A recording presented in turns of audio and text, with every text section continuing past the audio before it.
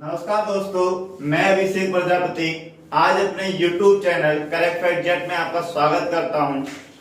आज हम BA level का जो फर्स्ट चैप्टर है या फर्स्ट ईयर का फर्स्ट जो चैप्टर होगा राजनीतिक सिद्धांत, उसको समझने की कोशिश करेंगे। सबसे पहले हम राजनीतिक सिद्धांत को समझने से पूर्व हमारे समक्ष कुछ 4 शब्द हैं, उनको समझने का प्रयास करते हैं कि वे शब्द क्या है तथा इनका अर्थ क्या है। जिसमें राजनीतिक सिद्धांत पॉलिटिकल थ्योरी, राजनीतिक विज्ञान पॉलिटिकल साइंस, राजनीतिक दर्शन पॉलिटिकल फिलॉसफी एंड राजनीतिक चिंतन पॉलिटिकल थॉट्स के बारे में जानेंगे। राजनीतिक जो सिद्धांत होता है इसके अंदर बेसिकली 2 सब्जेक्ट आ जाते हैं, जिसमें एक राजनीतिक विज्ञान होता है और दूसरा राजनीतिक दर्शन होता है। राजनीतिक विज्ञान के अंदर हम बेसिकली जो तथ्य होते हैं या फिर जो विषय वस्तु होती है उस विषय वस्तु का हम अध्ययन करते हैं, जबकि राजनीतिक जो दर्शन होता है, राजनीतिक दर्शन के अंदर हम कैसा होना चाहिए तथा किस प्रकार का वह दिखना चाहिए इनके बारे में अध्ययन करते हैं। और राजनीतिक जो चिंतन होता है, राजनीतिक चिंतन के अंदर हम व्यक्ति के जो विचार होते हैं वह विचारों का अध्ययन करते हैं। इसके साथ साथ ही हम बात करें तो राजनीतिक जो सिद्धांत होता है, राजनीतिक सिद्धांत की अभी तक कोई सर्वमान्य या पूर्ण परिभाषा नहीं है। समय के अनुसार इनकी विचारधाराओं के अंदर तथा इनकी परिभाषाओं के अंदर लगातार परिवर्तन होता हुआ आया है। राजनीतिक सिद्धांत जो है वह मानव की चेतना के ऊपर इसका विकास हुआ। मनुष्य एक सामाजिक प्राणी है, वह समाज में रहता है। समाज में रहने के साथ उसका जो जितना भी अध्ययन होता है, मनुष्य संबंधी जितनी भी विषय वस्तु होती है, उसका हम समाजशास्त्र के अंदर अध्ययन करते हैं। समाजशास्त्र के अध्ययन करने के साथ साथ ही क्योंकि वे समाजशास्त्र किस तरीके से चलाया जाएगा, वे एक राजनीतिक प्रक्रिया होती है, उस राजनीतिक प्रक्रिया का अध्ययन हम राजनीतिक सिद्धांत के अंदर करेंगे कि वे किस तरीके की परिभाषा होता है, क्या होना चाहिए। राजनीतिक जो सिद्धांत है, पॉलिटिकल जो थ्योरी है, वे सिद्धांत का जो अर्थ होता है वे ग्रीक यूनानी शब्द थोरिया से निकला हुआ है, जिसका शाब्दिक जो अर्थ है वे अपने दृष्टि राजनीतिक सिद्धांत जो है, इसमें जो सिद्धांत का जो शाब्दिक अर्थ है वे आपके ग्रीक भाषा शब्द से निकला है थ्योरी, जिसका अर्थ थ्योरिया है। जिसका शाब्दिक अर्थ यदि हम जाने तो वह किसी भी वस्तु के अस्तित्व, वस्तु किस तरीके से अस्तित्व के अंदर आती है तथा उसके क्या कारण होते हैं उनके बारे में हमें बताती है। इसके साथ साथ यदि हम बात करें तो राजनीतिक सिद्धांत की कोई सर्वमान्य परिभाषा ना होने के कारण लगातार इनके परिभाषाओं में बदलाव फेरबदल होते हुए आए। प्राचीन यूनान नगर राज्य के अंदर वहां पे राजनीतिक सिद्धांत की एक अलग परिभाषा थी। आपके मध्यकालीन युग के अंतर्गत जहां पर उदारवाद का जन्म हुआ, वहां पर राजनीतिक सिद्धांत की एक अलग परिभाषा है तथा जो वर्तमान समय है जिसे समाजवादी राज्य कह सकते हैं, वे कल्याणकारी लोग कल्याणकारी राज्य है, वहां पे राजनीतिक सिद्धांत का जो शाब्दिक अर्थ होता है वह एक अलग है। इसके साथ साथ यदि हम बात करें तो राजनीतिक सिद्धांत का जो विषय क्षेत्र है वह विषय क्षेत्र के अंतर्गत लगातार बढ़ोतरी होती हुई आई है। जिस प्रकार मनुष्य की चेतनाओं का विकास होता चला आया है, जिस तरीके से मनुष्य का अस्तित्व का विकास हुआ, धीरे धीरे करके मनुष्य की आवश्यकताओं का विकास होता चला गया, ठीक उसी प्रकार से राजनीतिक सिद्धांत और इसका जो विषय क्षेत्र है उस विषय क्षेत्र के अंदर भी बढ़ोतरी हुई है। हम राजनीतिक सिद्धांत को अपने अनुभव के आधार पे दो भागों के अंदर विभाजित कर सकते हैं, जिसके अंतर्गत परंपरागत राजनीतिक सिद्धांत है और दूसरा आधुनिक राजनीतिक सिद्धांत है। जब हम परंपरागत राजनीतिक सिद्धांत के बारे में बात करते हैं तो इसके अंतर्गत प्राचीन समय के अरस्तु, प्लेटो इत्यादि के विचारों को पढ़ते हैं, जिसके अंतर्गत राज्य के इन्होंने एक राज्य को आदर्श रूप में परिभाषित किया है। राज्य के आवश्यक तत्व को उन्होंने पहचाना था तथा उन्होंने राज्य के स्वरूप को एक आदर्श व लोक कल्याणकारी या फिर दूसरे शब्दों में कहें तो मनुष्य के स्वगुण विकास के लिए अत्यंत आवश्यक माना है।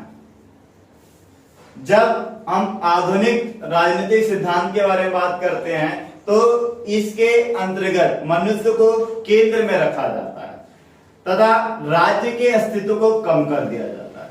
इस आधार पर हम राजनीतिक सिद्धांत की 3 तरीके से व्याख्या कर सकते हैं। जैसा कि मैंने अभी राजनीतिक सिद्धांत को अनुभव के आधार पर 2 भागों में विभाजित किया, जिसमें एक मैंने परंपरागत रूप में किया और दूसरा मैंने आधुनिक रूप में किया। जिसमें मैंने आपको बताया परंपरागत रूप से जो प्लेटो, अरस्तु इन्हों के द्वारा डिस्क्राइब करा गया, जिन्होंने राज्य को एक नैतिक संस्था मानी और नैतिक संस्था मानने के आधार पर उसका वर्णन किया। आधुनिक में इन्होंने व्यवहारवाद पे बल दिया, आपकी नैतिक संस्थाओं पे कम बल दिया। अब हम राजनीतिक सिद्धांत की कुछ प्रमुख अवधारणाओं के बारे में बात करेंगे। राजनीतिक सिद्धांत की मुख्यतः हम 5 अवधारणाओं के अंदर उसको विभाजित कर सकते हैं, जिसके अंदर पहला क्लासिकल पॉलिटिकल थ्योरी, दूसरी लिबरल पॉलिटिकल थ्योरी, तीसरी मार्क्सिस्ट पॉलिटिकल थ्योरी, चौथी इंपेरिकल पॉलिटिकल थ्योरी अर्थात अनुभववादी राजनीतिक सिद्धांत और 5वां समकालीन राजनीतिक सिद्धांत। इन 5 अवधारणाओं में सबसे जो महत्वपूर्ण अवधारणा रही वे आपका क्लासिकल पॉलिटिकल थ्योरी रही, जिसका शुरुआत प्राचीन के यूनान नगर राज्य से माना गया। प्राचीन यूनान नगर राज्य के अंतर्गत आपके प्लेटो और अरस्तु के द्वारा इसका प्रतिपादन जो है किया गया। क्लासिकल पॉलिटिकल थ्योरी के अंदर अरस्तु ने अपनी पुस्तक द पॉलिटिक्स के अंदर तथा प्लेटो ने अपनी पुस्तक द रिपब्लिक के अंदर इसका वर्णन किया। रिपब्लिक के अंदर उन्होंने मनुष्य के मूल्य के ऊपर, मनुष्य की तमाम उसकी शिक्षाएं के ऊपर, उनकी आवश्यकताओं के ऊपर बल दिया तथा प्लेटो ने एक आदर्श राज्य की व्याख्या करी। इसके साथ अरस्तु ने द पॉलिटिक्स के अंदर व्यक्ति और राज्य के बीच का संबंध को प्रतिपादित करा। इन्होंने राज्य को एक दैवीय संस्था माना। इनका मानना था कि राज्य जो है अर्थात जो आज का स्टेट है ये संभवतः ईश्वर की देन है, इसको ईश्वर ने बनाया है तथा ये एक नैतिक संस्था है और इसके द्वारा ही मनुष्य का स्वगुण विकास संभव है। इसकी तुलना उन्होंने राज्य की तुलना उन्होंने व्यक्ति के शरीर से करके बताई, जिसके अंदर अरस्तु का मानना है जिस प्रकार शरीर का कोई अंग यदि शरीर से अलग कर दिया जाए तो उसका कोई महत्व नहीं रहता, ठीक उसी प्रकार यदि कोई व्यक्ति राज्य से अलग रह के अपना अस्तित्व बनाने का प्रयास करता है तो उसका अस्तित्व नहीं रहता। संभवतः मनुष्य का स्वगुण विकास केवल और केवल राज्य के अंदर ही पॉसिबल है, राज्य के अंदर ही वह पॉसिबल है, राज्य के द्वारा ही मनुष्य का विकास हो सकता है। यहां पर अरस्तु ने व्यक्तिगत की जगह सामाजिक हित को ज्यादा बढ़ावा दिया। उनका मानना है समाज में रहते हुए समाज का विकास तो होगा ही होगा, साथ में व्यक्ति का भी विकास होगा। समय में परिवर्तन आया, समय आगे बढ़ा, मध्यकालीन युग आया और मध्यकालीन युग के अंदर उदारवादी राजनीतिक सिद्धांत का उदय हुआ उदारवादी राजनीतिक सिद्धांत के जो जनक हैं वह आपके जॉन लॉक को माना गया। जॉन लॉक, उसके पश्चात हेrbert स्पेंसर, हॉब्स, रूसो इत्यादि आपके मध्यकालीन राजनीतिक चिंतक रहे। इनके द्वारा व्यक्ति को केंद्र में रखा गया। व्यक्ति को केंद्र में रखते हुए इन्होंने व्यक्तिगत हितों की व्याख्या की तथा व्यक्ति के द्वारा ही राज्य अस्तित्व के अंदर आया, इनकी ये व्याख्याएं रही, जिसके अंदर इन्होंने राज्य को, जो प्लेटो और अरिस्टो ने कहा था कि राज्य एक दैवीय संस्था अर्थात इसको किसी मनुष्य ने नहीं बनाया अपितु ये ईश्वर की देन है, इन्होंने इस सिद्धांत को नकार दिया। इनका मानना था कि राज्य को व्यक्ति के द्वारा बनाया गया है। व्यक्ति आपस में मिलते हैं, वे कॉन्ट्रैक्ट करते हैं और कॉन्ट्रैक्ट बेसिस के आधार पर इन्होंने आपस में मिलकर राज्य का निर्माण किया। इन्होंने व्यक्ति को केंद्र में रखा, व्यक्तिगत अधिकारों की बात करी और इसी टाइम पीरियड के अंतर्गत इन्होंने प्राकृतिक अधिकारों की भी बात रखी। परंतु जब इन्होंने बहुत अधिक व्यक्तिगत अधिकारों के बारे में बात कर दी तो इससे एक व्यक्ति ने जो दूसरे समुदाय के जो व्यक्ति थे या फिर जो कमजोर हित के व्यक्ति थे उनको दबाना स्टार्ट करा और वहां से उदारवाद की जगह फिर एक नई विचारधारा का जन्म हुआ जिसका नाम मार्क्सवादी राजनीतिक सिद्धांत था। मार्क्सवादी राजनीतिक सिद्धांत का बेसिकली प्रतिपादन कार्ल मार्क्स के द्वारा किया गया। कार्ल मार्क्स के अनुसार व्यवस्था हमेशा शोषणकारी रही। प्राचीन समय में की जो व्यवस्था थी वे उचित व्यवस्था थी, इसके लिए उन्होंने अपने ऐतिहासिक दर्शन के अंदर इसकी व्याख्या करी। ऐतिहासिक दर्शन के अंदर उन्होंने व्यवस्था को 6 भागों में विभाजित कर दिया। 6 भाग में से पहली जो व्यवस्था थी उन्होंने आदिम युग की बताई। आदिम युग वह युग था जिसके अंदर सभी व्यक्ति जंगलों के अंदर रहते थे, ना कोई राज्य था, ना लोगों की आवश्यकताएं थी। मिनिमम आवश्यकताएं थी, जो मिनिमम आवश्यकताएं व्यक्ति की जंगलों से पूर्ति हो जाती, जिसके अंदर व्यक्ति जो कंदमूल, फल फ्रूट या फिर जानवरों का शिकार करके अपना जीवन यापन को व्यतीत करता था। जब उस समय व्यक्ति जीवन यापन को अपना व्यतीत करता था, मनुष्य की इच्छाएं ना मात्र की थी या फिर हम ये कह सकते कि सीमित आवश्यकता थे, वो सीमित आवश्यकता इस तरीके से पूरी हो जाती है। समय में परिवर्तन आया, परिवर्तन आने के फलस्वरूप वहां पे व्यक्ति उत्पादन करना सीख गया। वह उत्पादन करना जब सीखा तो उसमें उत्पादन के साधन कुछ व्यक्ति के हाथों में केंद्रित हो गए और उन्होंने कमजोर वर्ग को दबाना प्रारंभ करा। ये जो व्यवस्था आई, इस व्यवस्था को उन्होंने सामंतवादी या फिर दासता युग कहा। दासता युग के अंदर कुछ लोगों के द्वारा कमजोर लोगों को जो है दबाने का जो है प्रयास किया गया। समय में फिर परिणाम स्वरूप परिवर्तन आया, उत्पादन के साधन में फिर परिवर्तन आया। अभी उत्पादन हल से या फिर लकड़ी के फाल से किया जाता था, अब उत्पादन जो है लोहे के फाल से किया जाने लगा। उत्पादन में फलस्वरूप बढ़ोतरी हुई और जो दासता का युग था वह एक सामंतवादी युग में बदल गया।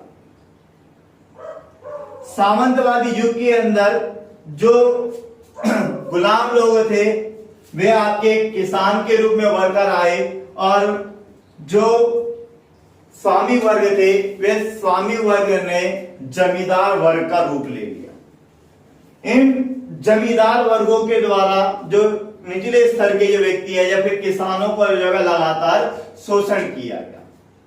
फलस्वरूप उत्पादन में फिर वृद्धि होने लगी, तकनीक में परिवर्तन आया।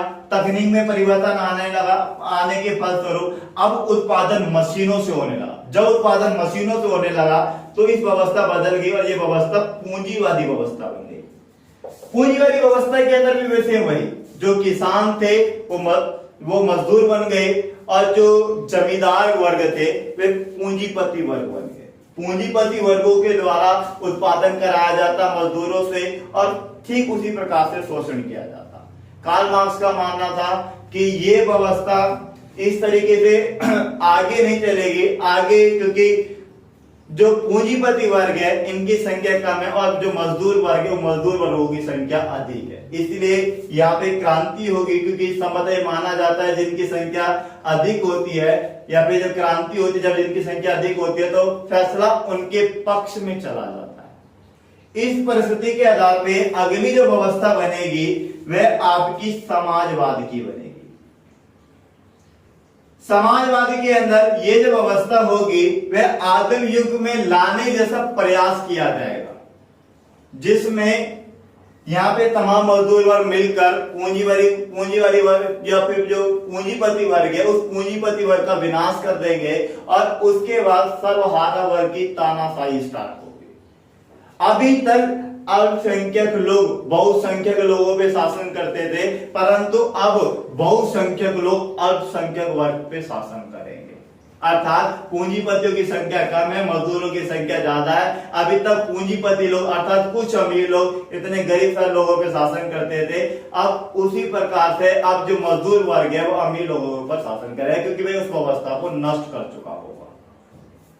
इसके पश्चात ये व्यवस्था यहाँ पे खत्म नहीं होगी, क्योंकि संभवतः ये माना जाता है जब कोई व्यक्ति हारता है तो हारने के बाद अपना बदला जरूर लेना चाहेगा।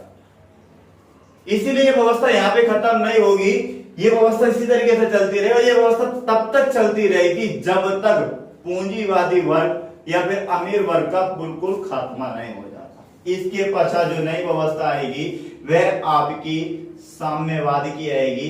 ये पहले आदिम जैसी व्यवस्था हो जाएगी।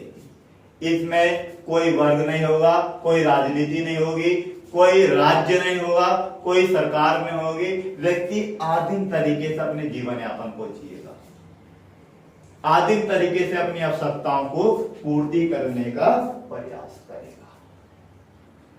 अनुभववादी राजनीतिक सिद्धांत के जो विशेषकार या फिर जो चिंतक रहे, इन्होंने इसकी शुरुआत 20वीं शताब्दी के अंदर करी। इन्होंने जो पुराने सिद्धांत रहे इन सिद्धांतों को नकार दिया। इन्होंने क्लासिकल राज्य को जो एक दैवी संस्था माना, उसके पश्चात जो उदारवादी जिन्होंने व्यक्ति को बीच में रखे या फिर व्यक्ति को केंद्र में रखते हुए उसकी व्याख्या करी, या फिर जो मार्क्सवादी उन तमाम को